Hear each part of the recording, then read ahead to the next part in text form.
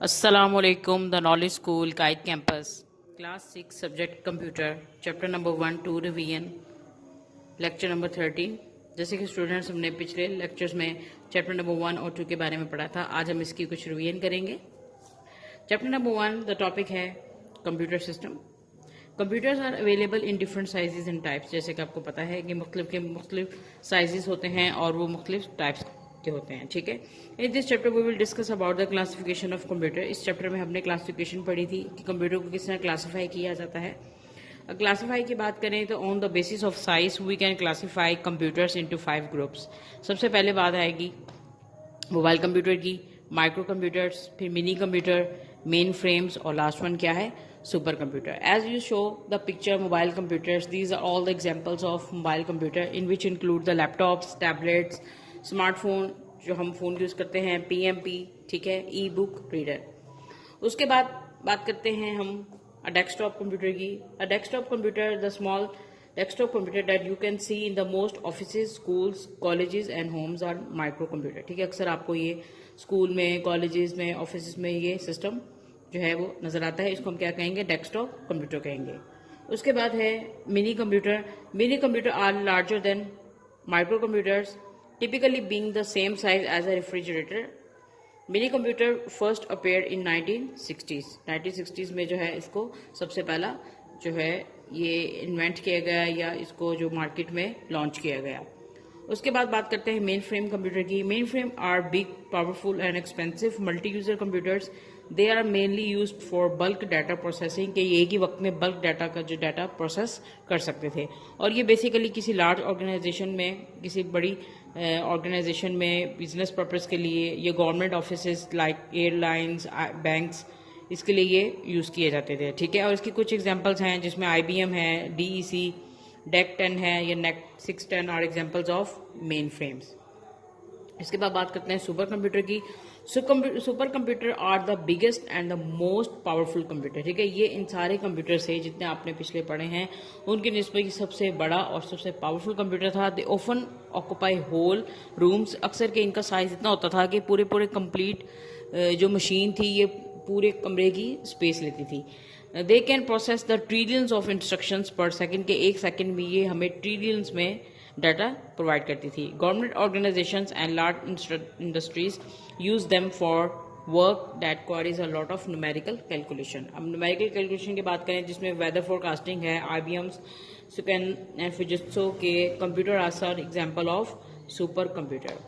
Whether the size and the computer system consist of two main components, hardware and software। जी, जब super computer की बात करते हैं तो उसके बाद अगर आप साइज पे देखें तो साइज का बेसिकली जो मेन कंपोनेंट्स है वो हार्डवेयर और सॉफ्टवेयर पे कंसिस्ट होता है।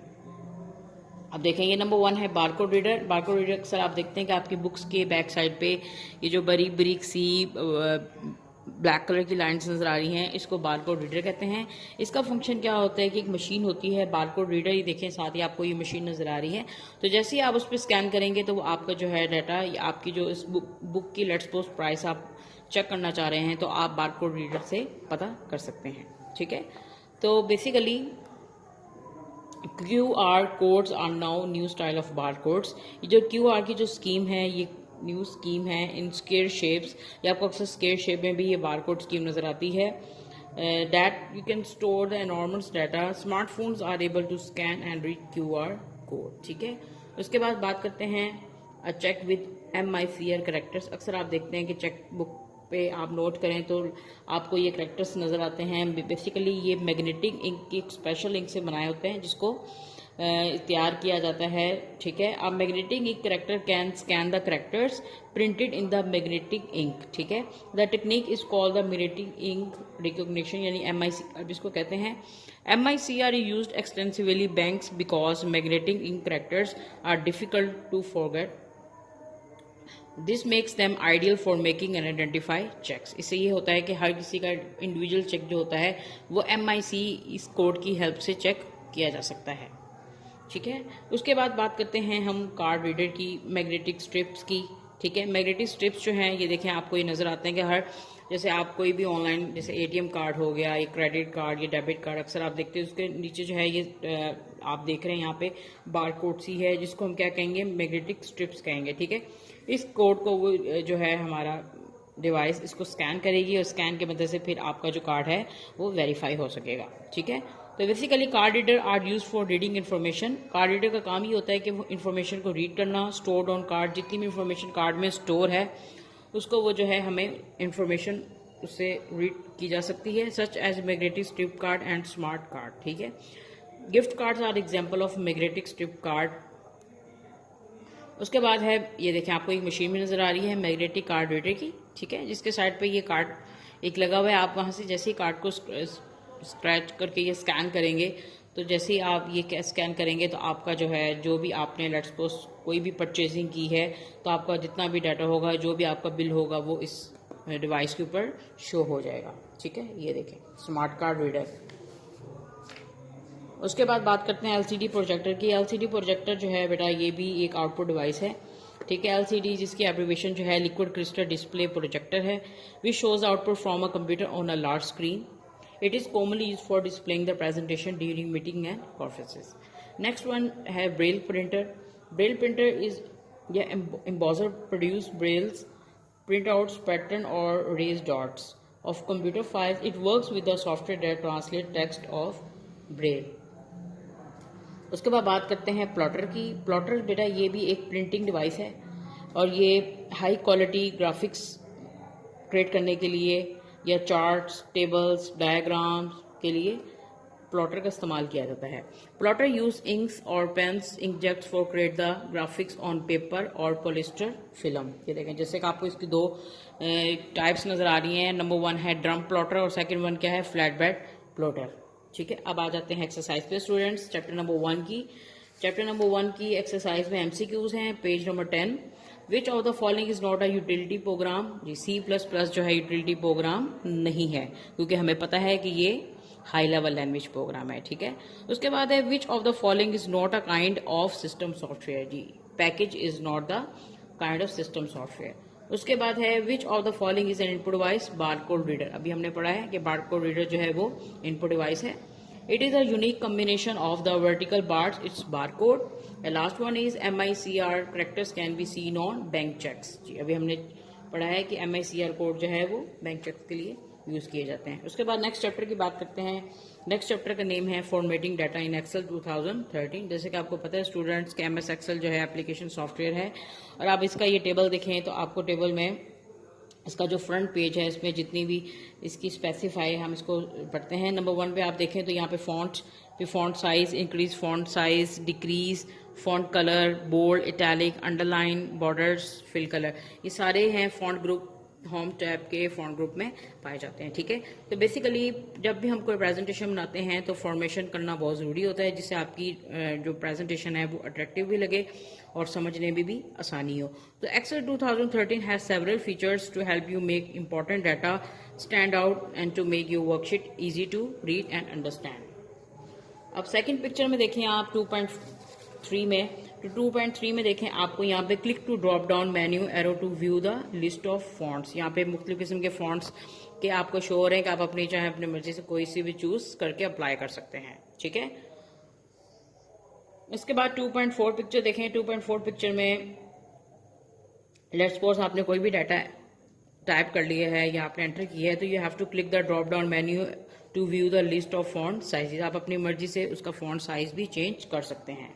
ठीक है, उसके बाद बात करते हैं कलर्स की। Let's suppose the colour dialog box appear, select your preferred colour from the options on the standard tab और mix colours to get your desired colours in the custom tab. क्या आप अपनी मर्जी से कोई सी भी कलर स्कीम यूज कर सकते हैं, या तो आप जो यहाँ पे बाय डिफॉल्ट कलर हैं थीम कलर उसमें से चूज कर लें, या फिर आप मोर कलर्स में जाके और भी कलर्स इसमें से कस्टम करके सिलेक्ट कर सकते हैं। ठीक है, इसके बाद बात करते हैं बोल्ड, इटैलिक और अंडरलाइन की। जी लेट्स सपोज आपने सारा डाटा टाइप कर लिया है, आपने एक टेबल ड्रॉ कर ली है, तो अब आप कोई नेम, रोल नंबर या टोटल मार्क्स को डबल लाइट या हाईलाइट करना चाहते हैं, तो आप उसको अपनी मर्जी से सिलेक्ट कर सकते हैं by using the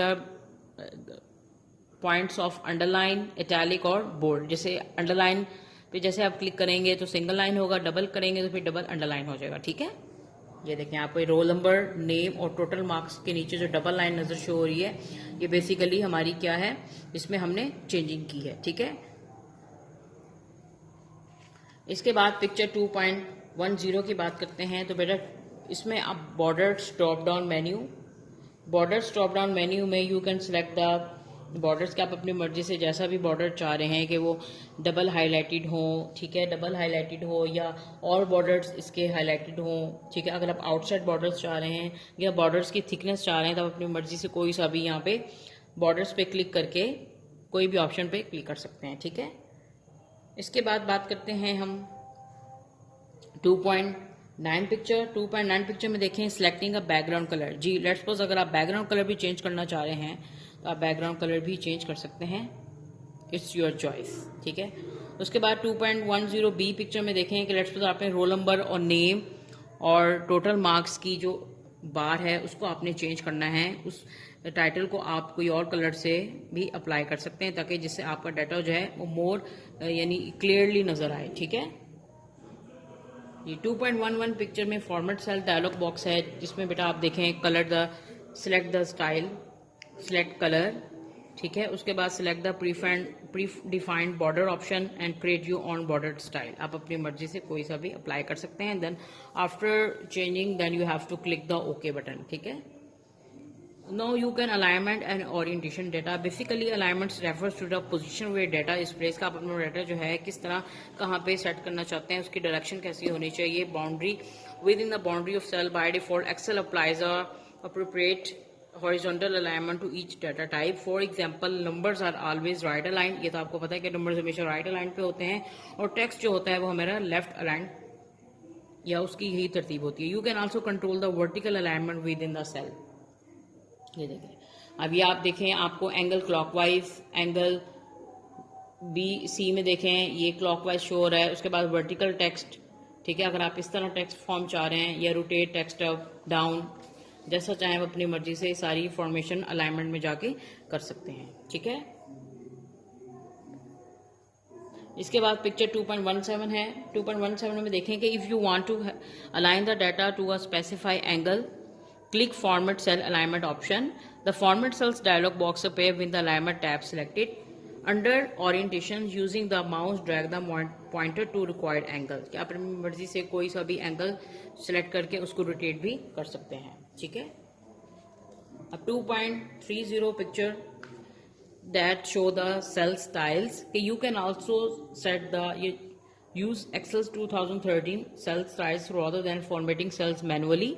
Cell styles are used to quick add professional level formatting to different parts of a worksheet like the titles and headers। ठीक है, आप अपनी मर्जी से आपने कोई सी अभी लेट्स सपोज टेबल ड्रॉ किया है तो आप उसका टाइटल और उसका बॉर्डर आप अपनी मर्जी से चेंज करके उसकी जो है उसको और मजीद अट्रैक्टिव बना सकते हैं। ठीक है, ये देखें यहाँ पे मुख्तलिफ किस्म के कुछ टाइटल्स उन्होंने शो किए हैं। नॉर्मल कैलकुलेशन यानी कैलकुलेशन वर्क कर रहे हैं तो उसके लिए आपने कौन सी कलर स्कीम यूज करनी है। ठीक है, इस तरह अगर नॉर्मल रखना है बैड, गुड, न्यूट्रल। ठीक है, इस तरह हेडिंग्स में देखें कि हेडिंग्स किस तरह की होनी चाहिए। हेडिंग नंबर 1 में देखें, heading 2, heading 3, heading 4, title, so on. ये सब कुछ बेटा यूजर्स पे डिपेंड करता है, हम पे डिपेंड करता है कि हम अपनी प्रेजेंटेशन को जिस तरह भी प्रेजेंट करना चाहते हैं हम कर सकते हैं। Now turn to exercise page number 24। MCQs question number 1। Which one is not a vertical alignment? Answer is left। Which one is the horizontal alignment? All of these। Which command is used to display text in the cell multiple lines? Wrap text। A cell style can consist of all of these। ठीक है, क्योंकि इसमें number format भी है, font format भी है और cell protection भी है। And last one is consider number। अब ये नंबर यहाँ लिखा हुआ है in cell A1 and select A1 and click the increase decimal button. तो इसका रिजल्ट क्या आ जाएगा? इसका सेकंड आंसर है 54,612.000। आई होप आज का लेक्चर आपको अच्छे से समझ आ गया होगा students. So is your homework, you have to learn the exercises chapter number 1 and 2। Thank you.